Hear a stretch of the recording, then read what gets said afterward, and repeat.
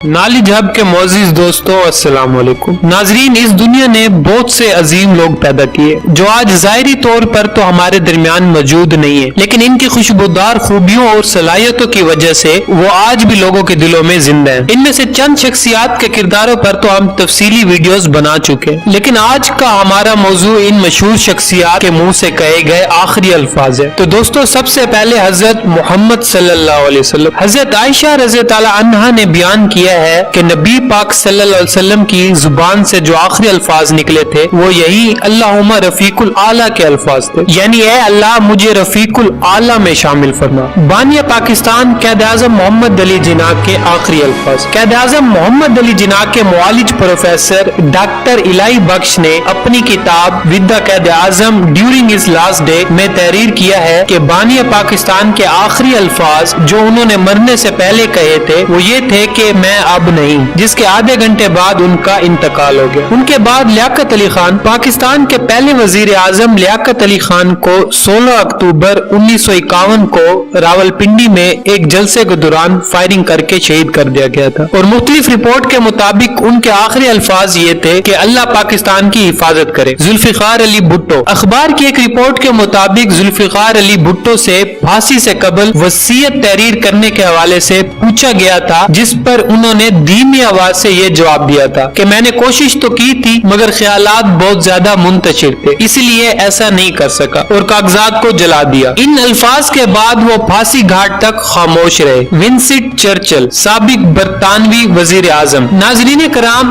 Winston Churchill دوسری جنگ عظیم کے دوران برطانیہ کے وزیر اعظم رہے اور انہیں اپنے ملک کا ہیرو سمجھا جاتا ہے۔ ان کے آخری الفاظ یہ تھے کہ میں اب ان سب سے بیزار ہو چکا ہوں۔ ان کے بعد ہے اسٹیو جابز، جو کہ ایپل کمپنی کے شریک بانی تھے۔ دوستو، اسٹیو جابز کا نام کسی کے لیے غیر معروف نہیں ہے، خاص طور پر آئی فون اور آئی پیڈ استعمال کرنے والوں کے لیے۔ کینسر کی بیماری کے باعث 56 برس کی عمر میں انتقال کر جانے والے اسٹیو جابز کے آخری الفاظ یہ تھے، وہ حیرانی کی سی کیفیت میں واو واو اور واو ہی بولے جا رہے تھے۔ سابق عراقی صدر صدام حسین۔ دوستو، عراق پر 2 دہائیوں سے زائد عرصے تک حکمرانی کرنے والے سخت گیر آمر صدام حسین کے آخری الفاظ کلمہ طیبہ تھے، جو انہوں نے پھانسی سے قبل پڑھے تھے مگر مکمل نہیں کر سکے۔ انہوں نے جو پڑھا تھا وہ یہ ہے کہ میں گواہی دیتا ہوں کہ اللہ کے سوا کوئی معبود نہیں اور محمد۔ کلمہ طیبہ مکمل نہیں کر سکے تھے کہ ان کو پھانسی دے دی گئی۔ اس کے بعد باری ہے ہیگو شاویز، جو کہ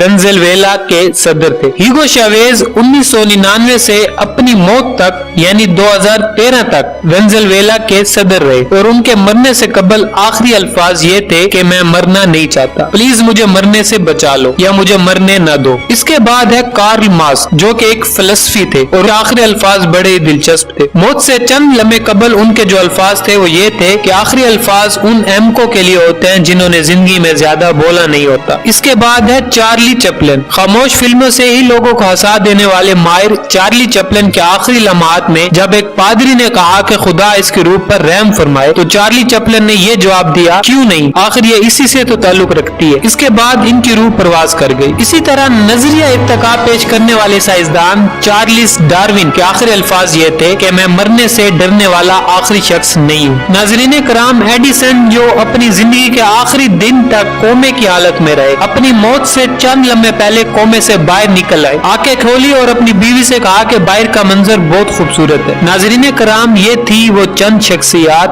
جن کے زندگی کے آخری الفاظ تھے جو ہم نے آپ تک پہنچائے، لیکن ہماری یہ خواہش ہے کہ ایمان پہ دے موت مدینے کی گلی میں، مدفن میرا محبوب کی گلی میں بنا دو۔ اللہ سے دعا ہے کہ ہمارا خاتمہ بالایمان فرمائے اور ہماری زبان پر کلمہ طیبہ جاری فرمائے۔ اس کے ساتھ ہی ہماری ویڈیو کا اختتام ہوتا ہے۔ ہماری اگلی ویڈیو آنے تک اپنا بہت خیال رکھیے گا۔ خدا حافظ۔